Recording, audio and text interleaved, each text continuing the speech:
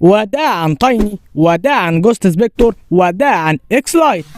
في فيديو النهارده ان شاء الله هنتعلم ان احنا ازاي نعمل ويندوز مخفف للاجهزه الضعيفه، سواء كان ويندوز 10 او ويندوز 11. هنروح على موقع CPUZ وننزل تحت وهندوس على سيت اب انجلش، وبعدها ننزل هندوس على داونلود ناو. بعد ما يحمل معانا هنروح على مجله التحميل وهنثبت البرنامج. هظهر لك واجهه هتدوس عليها يس، بعدين تدوس نيكست انستول، شيل العلامه دي ودوس فينيش. بعدها هتيجي هنا وهتدوس على CPUZ. استنى لحد ما اشتغل معانا. لازم ما تتاكد ان في خانه الانستراكشن حاجه اسمها SSE 4.2 دي لو مش موجوده معاك في ويندوز 11 للاسف مش هيشتغل معاك. هيشتغل معاك بس النسخه القديمه اللي هي بتكون 2.3H2 او 2.2H2 او 2.1H2، لكن 2.4H2 للاسف مش هتشتغل معاك. بس جرب لو انت عايز تجرب، ولكن لو انت مش حابب تجرب فانت هتضطر تحمل نسخه قديمه. ولكن زي ما احنا قلنا ان لو مش عندك SSE 4.2 فانت خليك بقى في ويندوز 10 اللي احنا هنحمله النهارده. هنيجي بقى على موقع مايكروسوفت لويندوز 10. عندك اللغه الانجليزيه الامريكيه او الانجليزيه البريطانيه. انا هختار الانجليزيه سواء 32 او 64. حمل اللي انت عايزه وتاكد ان هي LTSC زي ما انت شايف قدامك كده. بلاش اللي على الشمال، خليها اللي على اليمين لان دي هنستخدمها في الوصف. هتدوس على النسخه اللي انت عايزها وتستنى لما تحمل. بالنسبه بقى لويندوز 11 LTSC عندك هتيجي على 64 اور AMD عشان دي الانتل والAMD، متنزلش على اللي تحت دي خالص، مالكش دعوه بيها. تمام. بعد ما تحمل اول اداه بقى نستخدمها معانا وهي اداه اسمها وينيوتل. تنزل تحت لحد ما هتلاقي لينك، واول لينك عندك اللي هو ستيبل برانش. هتدوس على المربعين دول، تيجي عندك في كلمه ستارت وتكتب باور شيل، هتضغط كليك يمين عليه، دوس تشغيل كمسؤول، بعدها هتدوس يس. هتدوس كليك يمين هو هيكون لاصقه، هتدوس انتر، استنى شويه. لو ما اشتغلش معاك افضل حاول كذا مره عادي، او اخرج من باور شيل وادخله تاني وعيد نفس القصه لحد ما اشتغل معاك. الاداه اشتغلت معانا. هتيجي على حاجه اسمها المايكرووين وهتدوس على جيت ويندوز ايزو وهتختار النسخه بتاعتك اللي انت حملتها. النسخه بتاعتها ايه، وهدوس على اوبن. هنستنى شويه ونتابع العمليات.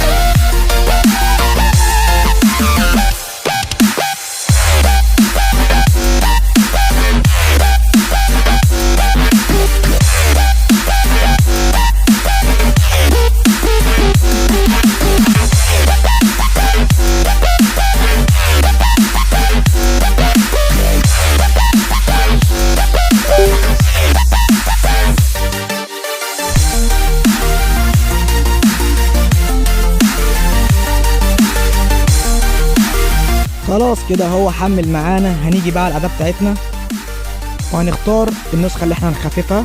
اتاكد ان هي LTSC بس ما يكونش قبلها ان. تنزل تحت، ده لو انت عايز تدمج التعريفات بس ما انصحكش علشان لو هتثبتها على جهاز تاني. هنا الاسم والباسورد، انا مش هعمل لا اسم ولا باسورد.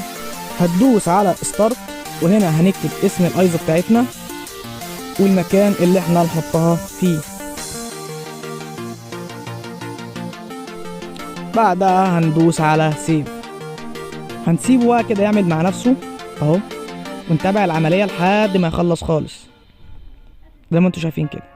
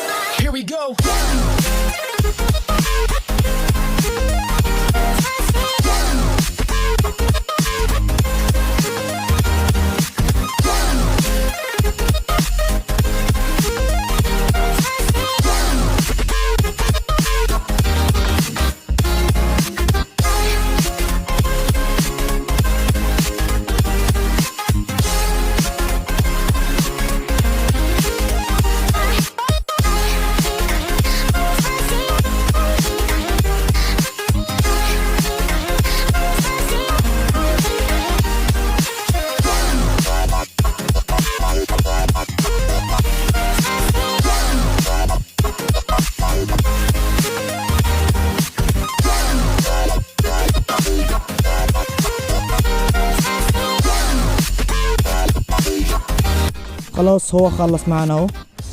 ظهر لك العلامه دي هتظهر لك صح كده تحت عند الباور شيل، هتخرج منها خالص وزي ما انت شايف كده كاتب لك دان. خلاص كده احنا انتهينا والايزو بتاعتنا نزلت معانا هنا اهي. هنيجي بقى على الاداه التانيه واللي هي بتكون اسمها ويم يوتل.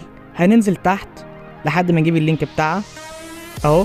اللينك التاني اللي هنحطه على الباور شيل بنفس الطريقه. بعد ما يفتح معاك الباور شيل هتلصق الرابط اللي انت نسخته عن طريق كليك يمين بس، دوس انتر. لو ظهرت معاك المشكله دي افضل جرب كذا مره لحد ما يشتغل معاك. الاداه فتحت معانا اهي. هنيجي وهندوس سيلكت ايزو علشان نختار النسخه اللي احنا كنا لسه عاملينها. ايوه افتكروها هي دي، نضغط عليها اوبن وهندوس سيلكت دايركتوري، خليها ديسكتوب. بيعمل كده شويه ملفات وحاجات. تدوس ستارت وبعدها ما تلعبش في اي حاجه، سيبه لحد ما يخلص مع نفسه.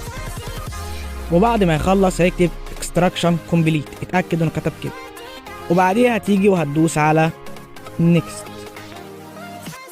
بعدها هتدوس على داونلود يو دبليو واستنى لحد ما يخلص وهتدوس على نيكست. ودي التعريفات اللي احنا قلنا ان احنا مش هنختار. دوس على جيت واستنى لحد ما تخلص وهنختار سيلكت علشان نختار المكان اللي احنا هنحط فيه الايزوهايه الجديده. بعدها دوس انتر ودوس على كرييت ايزو علشان يعمل الايزوهات بتاعتنا. وهنا العمليات بتاعتنا وهنستناها لحد ما تخلص خالص وما تدوس على اي حاجه علشان ايه العمليه ما تبص، سيبها زي ما هي كده.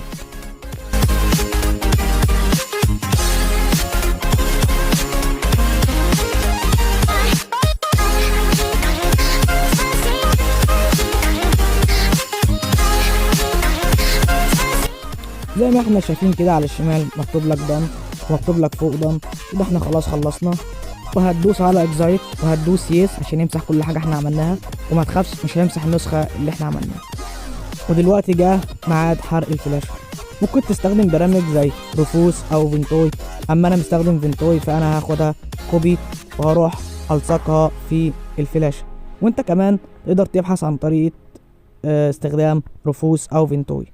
طبعا عشان مفيش مساحه فعادي يعني كده اصلا انا حاططها يعني. هنرستر الجهاز علشان نخش على البوت. وعندنا دي اشهر الموديلات. ابحث عن الكيسه بتاعتك او جهازك وشوف زرار البوت بتاعك ايه واعمل ريستارت. واول لما الجهاز يفتح على طول افضل دوس على زرار البوت بتاعك، افضل دوس لحد ما يفتح البوت. وهتختار الفلاشه بتاعتك. لو انت شغال على اليوفي هتختار اسم الفلاشه، ولو انت شغال على ليجاسي هتختار يو اس بي.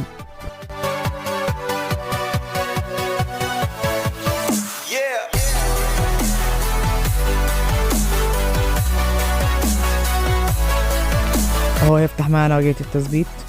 هيظهر لك كده شوية اوامر تروح وبتيجي كده فجأة او نوافذ بتروح وبتيجي فجأة كده. اضمن ان العملية اللي احنا عملناها نجحت اللي هي الاخيرة بتاعت الويم يوتل. اهو بص هتلاقي عندك تحت كده في شريط صغير. هنا دي اللغة وتحت تختار الوقت بتاع البلد بتاعتك. انا هختار ارابيك ايجيبت. بعدها هتدوس على نيكست، هتدوس نيكست. اتأكد بس ان هي ارابيك 101 لو انت من مصر يعني. استنى لحد ما يخلص حتى ما فيش شروط. الاداتين بسم الله ما شاء الله عليهم. هنا بقى البارتيشنات بتاعتك او هارداتك. لو انت عارف مكان النظام بتاعك في انهي بارتيشن هتدوس على البارتيشن بتاعك وهتدوس على فورمات. في حالة بقى لو انت ما تعرفش عشان ما تبوظش حاجة هتيجي على هارد من الهاردات اللي عندك وهتدوس اكستند وهتختار رقم او يعني حجم البارتيشن بتاعك وهتدوس على نيكست. وزي ما انت شايف بدأنا في التحميل. استنى لحد لما يخلص خالص.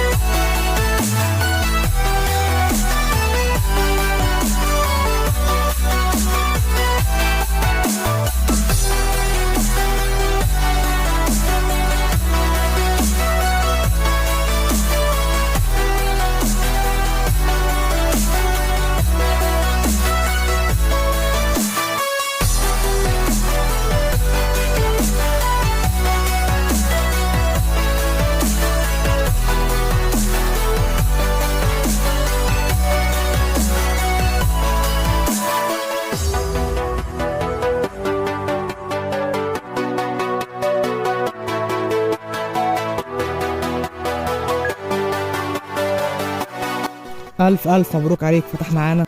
اختار البلد بتاعتك ودوس يس. اختار لغة الكيبورد، انا هختار انجليزي امريكي. ولو عايز تضيف لغة الكيبورد التانية دوس اد، واختار اللغة العربية حسب دولتك. هنا بقى اسم الجهاز، اختار الاسم اللي انت عايزه.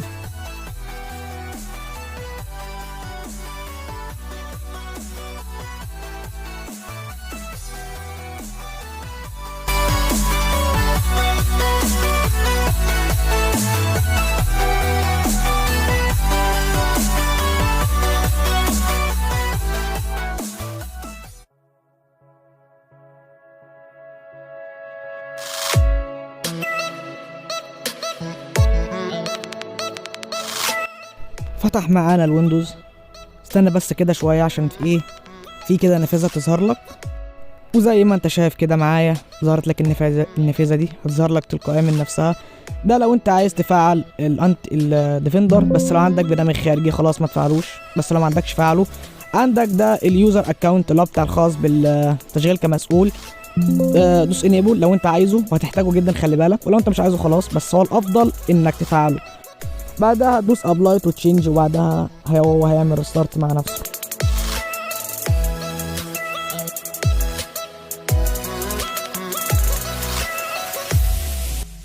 هو خلاص كده ظبط لك كل حاجه وخفف لك الويندوز اكتر ما هو كان مخفف كمان.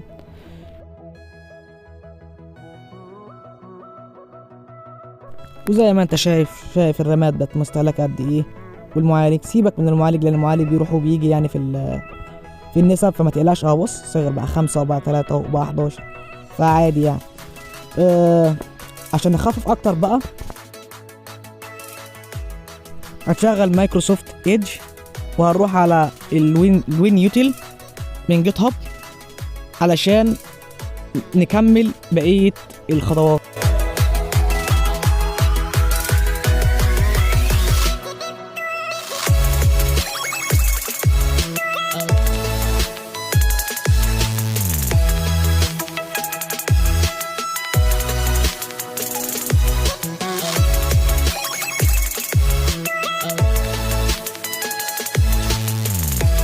هنرجع للموقع تاني وننزل تحت علشان نجيب اللينك بتاع الأداة.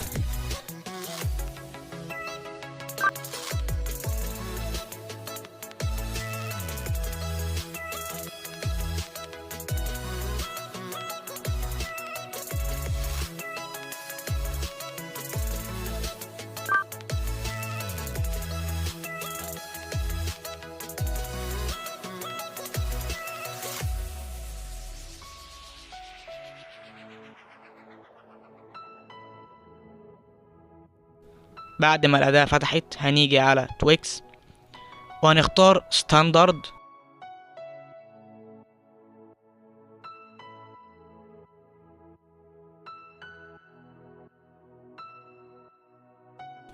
وهننزل تحت وهندوس على رن.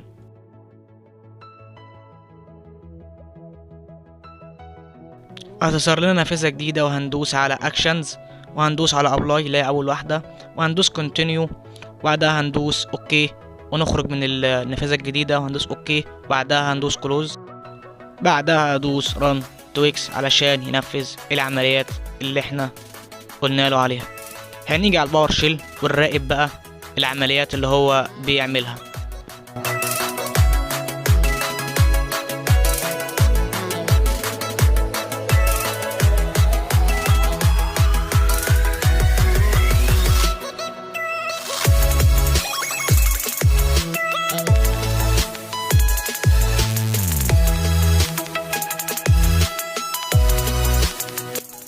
بعد ما خلص معانا هنيجي على الباور شيل، هتلاقي تحت مكتوب لك فينيشد كده، اعرف ان هو خلص. هنيجي بقى وندوس على شريط المهام وهندوس على ريستارت علشان يطبق لنا الحاجات اللي احنا عملناها.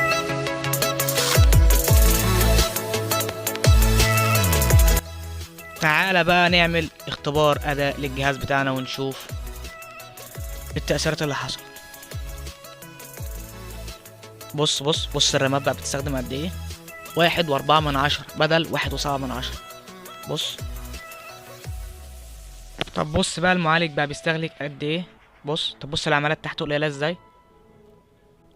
معاه بقى مفاجاه ليكم للناس اللي وصلت لحد هنا، كنز حرفيا ناس كتير جدا بتدور عليه. انا عايزك تغمض عينك بقى كده وما تفتحش لما اقول لك فتح.